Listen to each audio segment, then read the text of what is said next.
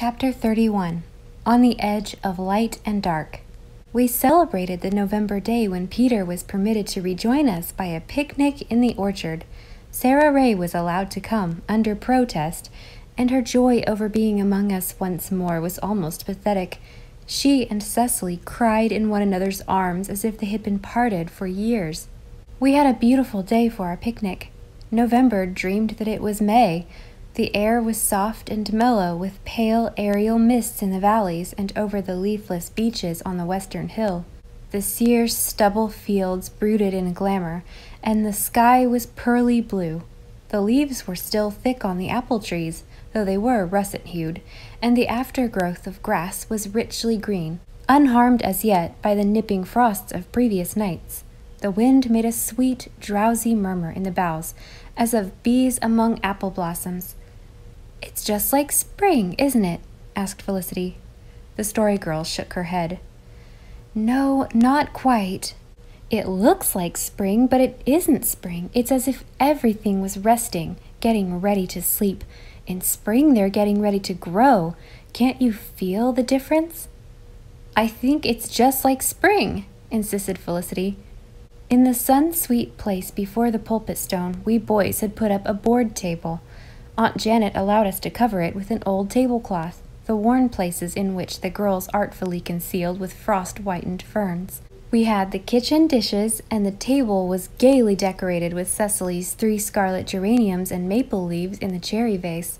As for the viands, they were fit for the gods on high Olympus. Felicity had spent the whole previous day and the forenoon of the picnic day in concocting them. Her crowning achievement was a rich little plum cake, on the white frosting of which the words "Welcome Back" were lettered in pink candies.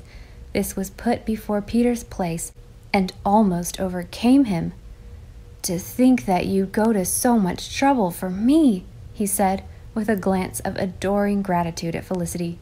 Felicity got all the gratitude, although the Story Girl had originated the idea, and seeded the raisins, and beaten the eggs, while Cecily had trudged all the way to Mrs. Jameson's little shop below the church to buy the pink candies. But that is the way of the world. "We ought to have Grace," said Felicity as we sat down at the festal board. "Will anyone say it?" She looked at me, but I blushed to the roots of my hair and shook my head sheepishly. An awkward pause ensued. It looked as if we would have to proceed without Grace, when Felix suddenly shut his eyes, bent his head, and said a very good grace without any appearance of embarrassment. We looked at him when it was over with an increase of respect. "Where on earth did you learn that, Felix?" I asked. "It's the grace Uncle Alec says at every meal," answered Felix. We felt rather ashamed of ourselves. Was it possible that we had paid so little attention to Uncle Alec's grace that we did not recognize it when we heard it on other lips? "Now," said Felicity jubilantly, "let's eat everything up." In truth, it was a merry little feast.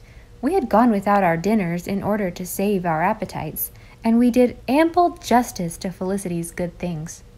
Patty sat on the pulpit stone and watched us with great yellow eyes, knowing that tidbits would come his way later on.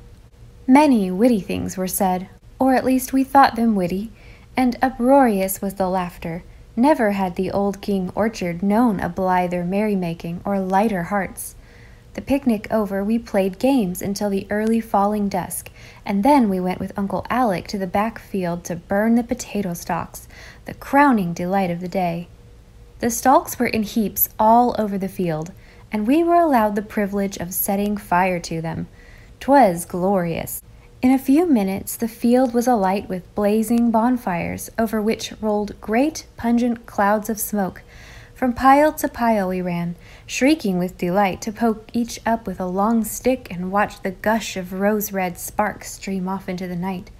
In what a whirl of smoke and firelight and wild, fantastic, hurtling shadows we were! When we grew tired of our sport, we went to the windward side of the field and perched ourselves on the high pole fence that skirted a dark spruce wood, full of strange, furtive sounds. Over us was a great dark sky, blossoming with silver stars, and all around lay dusky, mysterious reaches of meadow and wood in the soft, empurpled night. Away to the east, a shimmering silveriness beneath a palace of aerial cloud foretokened moonrise, but directly before us the potato field, with its wreathing smoke and sullen flames, the gigantic shadow of Uncle Alec crossing and recrossing it, reminded us of Peter's famous description of the bad place and probably suggested the Story Girl's remark. "I know a story," she said, infusing just the right shade of weirdness into her voice, "about a man who saw the devil. Now what's the matter, Felicity? I can never get used to the way you mention that name," complained Felicity. "To hear you speak of the old scratch, anyone would think he was just a common person." "Never mind. Tell us the story," I said curiously. "It is about Mrs. John Martin's uncle at Markdale," said the Story Girl.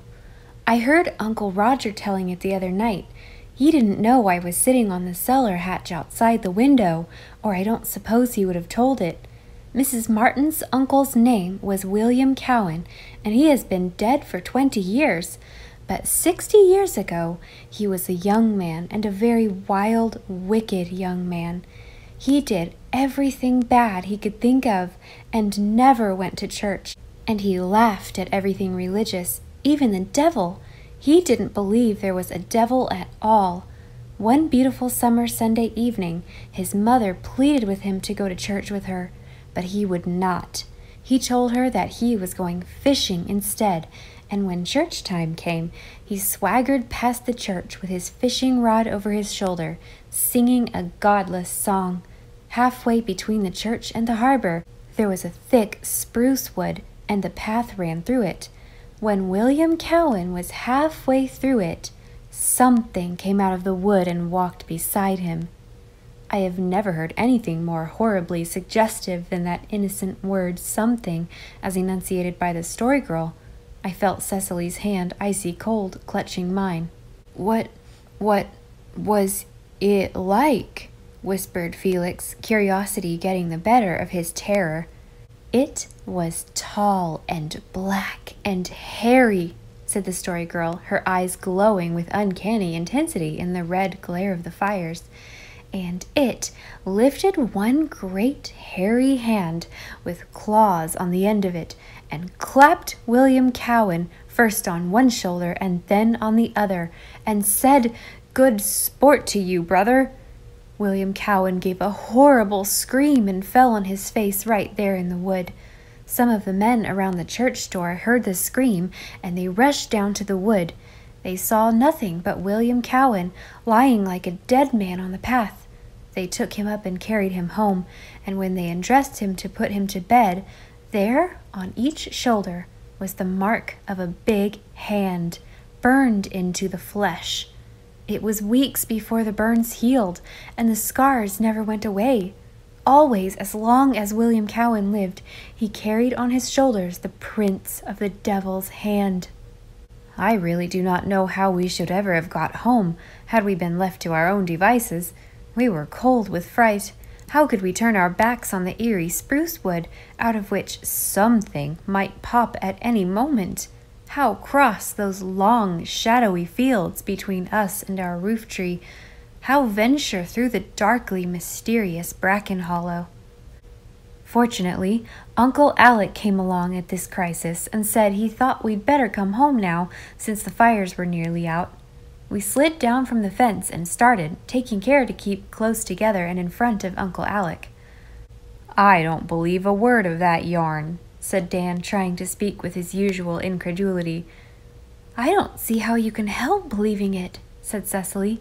"It isn't as if it was something we'd read of, or that happened far away. It happened just down at Markdale, and I've seen that very spruce wood myself." "Oh, I suppose William Cowan got a fright of some kind," conceded Dan, "but I don't believe he saw the devil." "Old Mr. Morrison at Lower Markdale was one of the men who undressed him, and he remembers seeing the marks," said the Story Girl triumphantly. "How did William Cowan behave afterwards?" I asked. "He was a changed man," said the Story Girl solemnly. "Too much changed. He never was known to laugh again or even smile. he became a very religious man, which was a good thing, but he was dreadfully gloomy and thought everything pleasant sinful. He wouldn't even eat any more than was actually necessary to keep him alive. Uncle Roger says that if he had been a Roman Catholic, he would have become a monk. But as he was a Presbyterian, all he could do was to turn into a crank. Yes, but your Uncle Roger was never clapped on the shoulder and called brother by the devil, said Peter. If he had, he mightn't have been so precious jolly afterwards himself. I do wish to goodness, said Felicity in exasperation, that you'd stop talking of of such subjects in the dark. I'm so scared now that I keep thinking Father's steps behind us are somethings. Just think, my own father! The Story Girl slipped her arm through Felicity's. Never mind, she said soothingly. I'll tell you another story. Such a beautiful story that you'll forget all about the devil.